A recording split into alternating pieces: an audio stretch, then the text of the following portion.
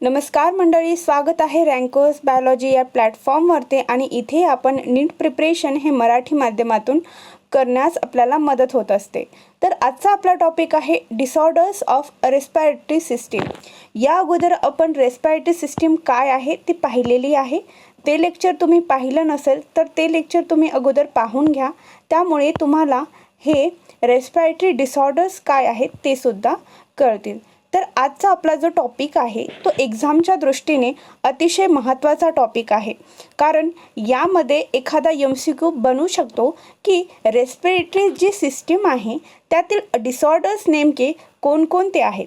इथे फक्त 3च डिसऑर्डर्स आहेत जे आपल्याला पाहायचे आहेत आणि ते अत्यंत महत्त्वाचे आहेत, म्हणून ते आपण इथे कव्हर करणार आहोत। तर चला पाहूया। सगळ्यात सुरुवातीला जो आहे तो आहे अस्थमा। अस्थमाबद्दल आपण प्रत्येकजण ही अस्थमा टर्म ऐकलेली असेल। आपल्या आजी आजोबांना, कुणाला ज्यांचं वयोवृद्ध आहेत त्यांना हा अस्थमा जास्त प्रमाणात दिसून येतो हे आपण पाहतो। तर हा अस्थमा म्हणजे नेमकं काय होतं हे इथे आपण पाहूया। Asthma is a difficulty in breathing causing wheezing due to inflammation of bronchi and ब्रॉन्क्युल्स।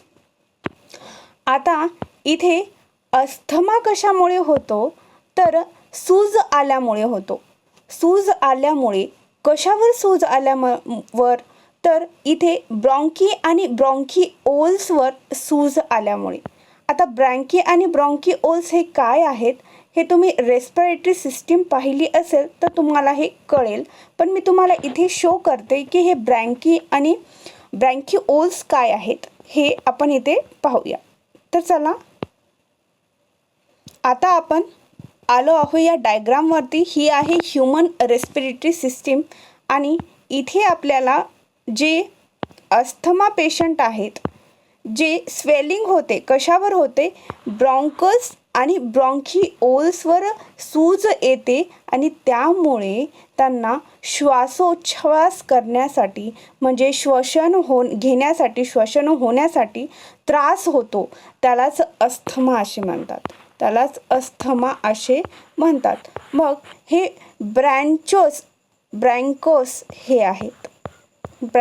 हे आहेत आणि ब्रँकिओल्स म्हणजे ह्या ट्री लाईक स्ट्रक्चर आहे ना, फांद्या आहेत ना, हे ब्रँकिओल्स आहेत। हे सुजल्यामुळं काय होते की याची जी आता याला सूज आली, हे समजा ब्रँकस आहे, हे ब्रँकस आहे आणि हे सुजल्यामुळे काय होते याच्यातला जो पॅसेज आहे ना हा थोडा कमी होतो, हा पॅसेज थोडासा कमी होतो आणि याची सूज असल्यामुळे याला श्वास जे गॅसेस एक्सचेंज व्हायचे असतात CO2 आणि O2, ॲटमॉस्फिअरमधला O2 आतमध्ये येतो आणि CO2 बाहेर येतो, तो येण्या जाण्यासाठी त्रास होतो। त्याच अस्थमा पेशंटला म्हणूनच ते काय म्हणतात की मला श्वास घेण्यामध्ये त्रास होत आहे का, कारण तेव्हा जी श्वास घेतात तेव्हा हे इन्फ्लामेशन झालेले, ज्याला सूज आलेली ब्रँकस आहेत, ब्रँकिओल्स आहेत, हे ताणल्या जातात आणि त्यामुळे त्यांना त्रास होतो श्वास घेण्यासाठी। तुम्हाला आता हा अस्थमा काय असतो, कशामुळं होतो हे कळालं असेल, ठीक आहे। आता आपण पाहणार आहोत एम्फायझेमा म्हणजे काय। एम्फायझेमा म्हणजे काय तर एम्फायझेमा ही क्रोनिक डिसऑर्डर आहेत, म्हणजे ही लॉंग टर्म डिसऑर्डर आहे ज्यामध्ये जे अलोलार वॉल्स आहेत, आपल्याला माहिती आहे CO2 आणि O2 या गॅसचं एक्सचेंज ॲक्च्युअलमध्ये कुठं होतं, अल्ओलायमध्ये होतं। कुठं होतं, अल्ओलायमध्ये होतं आणि हे अल्ओलायला एअर सॅक असे म्हणलं जातं। एअर सॅक म्हणजेच हवेची पिशवी असं म्हणलं जातं। हेच ॲक्च्युअलमध्ये काम करतं रेस्पिरेशनचं, श्वसनाचं काम कोण करतं, अल्ओलाय करतात आणि याचेच वॉल या अल्ओलायचेच समजा हे इथे मी रफ फिगर ड्रॉ करते। हे आहे ट्रकिया, हे आहे ब्रँकिओल्स, हा आहे लंग्स आणि यामध्ये आता हे जे ब्रँकिओल्स आहेत ब्रँक्युओल्स आहेत आणि यालाच लिफी लाईक स्ट्रक्चर आहेत. हेच काय आहेत, एअर बॅग आहेत. एअर बॅग म्हणजेच काय, अलोलाय. आणि याच अलोलायची जी वॉल आहे ही डॅमेज होते. डॅमेज होते म्हणजे काय, ही एकतर ब्रेकडाऊन होत असेल, हिला कशाची इन्फेक्शन होत असेल, म्हणजे ही अलोलायची वॉल जेव्हा डॅमेज्ड होते तेव्हा काय होते की हे ज्याचं सरफेस आहे हे डिक्रीज होतं. आता ही नॉर्मल पेशंटमध्ये अलोलाय समजा एवढा आहे, अलोलाय हे सॅक आहे आणि ह्या समजा एवढा आहे नॉर्मल पेशंटमध्ये. पण जो पेशंट सिगारेट ओढतो, स्मोकिंग करतो, त्याची अलोलाय हा छोटा होत जातो. समजा हे नॉर्मल एवढा होता, पण हा डॅमेज होऊन त्याचं जी पोकळी आहे, त्याची जी जागा आहे ती समजा एवढीच झाली. मग यातून किती ऑक्सिजन, कार्बन डायऑक्साईड आत जाणार आणि बाहेर जाणार. ठीक आहे. ॲक्च्युअलमध्ये अलोलायची वॉल डॅमेज होते या इम्फायझेमामध्ये आणि त्यातून हे रेस्पिरेटरी जे सरफेस आहे याचं डिक्रीज्ड होते आणि त्यातून हा इम्फायझेमा होतो. ठीक आहे. हे जास्त दिसतं जे स्मोकिंग करतात ना पर्सन, जे बिडी सिगारेट ओढतात त्यांना हा होतो. मी आता तुम्हाला परत या डायग्रामकडे घेऊन आलेले आहे जेणेकरून तुमचे कन्सेप्ट क्लिअर होतील. इथे तुम्हाला अलोलाय दिसत असेल. आता अलोलाय कुठे आहे माहिती आहे. अलोलाय म्हणजे हे लिफी लाईक स्ट्रक्चर आहेत ना, हे फळासारखे दिसत आहे, हेच आहेत अलोलाय. आणि इथेच ॲक्च्युअलमध्ये ते गॅसेस एक्सचेंज होतं, CO2 आणि O2चं.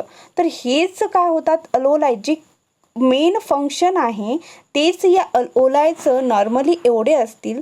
पण जे पेशंट स्मोकिंग करतो त्याचं काय होतं, या इम्फायझेमाच्या पेशंटमध्ये हे अलोलाय अशी अलोलाय वॉल डिक्रीज्ड होते आणि ती वॉल डिक्रीज होऊन तिच्यामधला जो स्पेस आहे तो एवढा छोटा राहतो.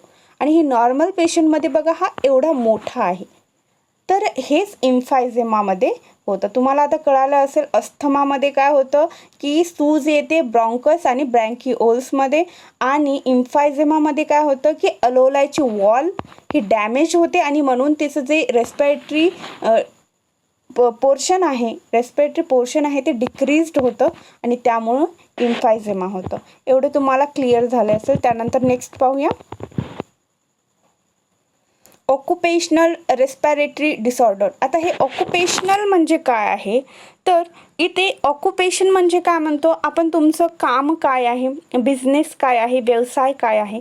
तर या डिसऑर्डरच्या नावावरून पहा, occupational respiratory disorder. In a certain industries especially those involving grading or stone breaking so much dust is produced. हे इंडस्ट्री म्हणजे कारखान्याशी रिलेटेड आहे. कारखाना काय आहे, एक उत्पन्न, ऑक्युपेशन आहे, एक काय आहे ते व्यवसाय आहे. आणि अशा व्यवसाय करणाऱ्या जे कारखाने आहेत जिथे दगडं फोडतात, दगडाचे इंडस्ट्रीज असेल, सिमेंट, वेगवेगळे जे स्टोन ग्राइंडिंग म्हणजे मोठमोठ्या दगडापासून छोटे गिट्टी तयार करणे, वाळू तयार करणे, समथिंग असे जे इंडस्ट्रीज आहेत, कारखाने आहेत, तिथे काय होतं, हे करताना त्यातून खूप सारा धूळ बाहेर पडतो. आणि तो धूळ काय होतो, आपल्या नाकाद्वारे तो जेव्हा आपण श्वास घेतो तो डायरेक्टली कुठे जातो, आपल्या रेस्पिरेटरी ट्रॅकमध्ये जातो, श्वसनाच्या ऑर्गनमध्ये जातो, म्हणजेच आपल्या लंग्समध्ये जातो. आणि हा नेहमी तिथे काम करणारे जे मजूरदार असतात, जे लोक असतात, हे नेहमी त्याच्या संपर्कात असतात आणि त्यामुळे त्यांच्या शरीरामध्ये, लंग्समध्ये हा जे डस्ट आहे, धूळ आहे, ती दिवसेंदिवस काय होते, साचल्या जाते. तिथे ती साचल्या जाते आणि त्यातून हा ऑक्युपेशनल रेस्पिरेटरी डिसऑर्डर होतो. ठीक आहे. याच्यामध्ये ॲक्च्युअलमध्ये काय होतं, इन्फ्लामेशन होतं. हे डायरेक्ट टार्गेट कुणाला करतं, तर लंग्सला करतं. लंग्स याच्यापासून डॅमेज होतं. त्यामध्ये असणारे जे फायब्रस टिश्यू आहेत ते असे सुजल्या जातात, प्लॉरिफरेटेड होतात. प्रोलिफरेशनमध्ये काय, ते इन्फ्लामेशन होतात, सूज येते त्यावर लंग्सवरती. आणि लंग्सच जर डॅमेज झालं तर मग श्वसन कसे होणार, त्रास तर होणार ना श्वास घेण्यासाठी. आणि हे जे तिथले मजूरदार असतात, कामगार असतात, ते नेहमी त्याच्या संपर्कात येतात, त्यामुळे त्यांना हा डिसऑर्डर होतो. ऑक्युपेशनल रेस्पिरेटरी डिसऑर्डर हा ॲक्च्युअलमध्ये लंग्सला डॅमेज करतो आणि त्यातून हा डिसऑर्डर होतो. त्यासाठी तेथील जे कामगार आहेत त्यांना मास्क घालून काम करणे हे महत्त्वाचं असतं. त्यांना प्रोटेक्शनसाठी त्यांच्या शरीराची, त्यांच्या लंग्सची काळजी घेण्यासाठी तुम्ही त्यांना मास्क प्रोव्हाइड करा, जेणेकरून त्यांना हा आजार होणार नाही.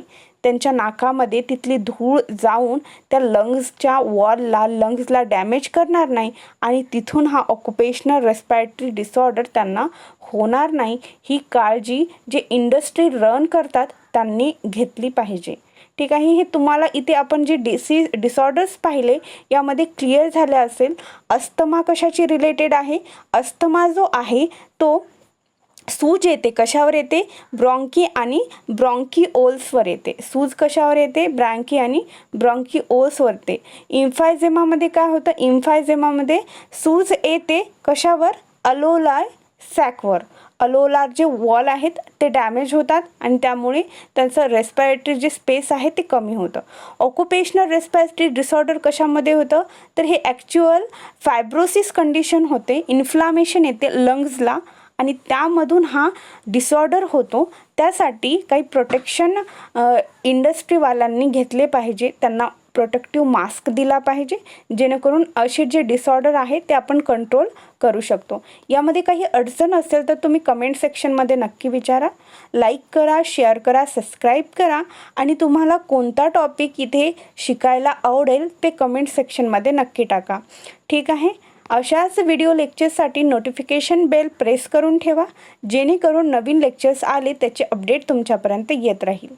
Thank you so much.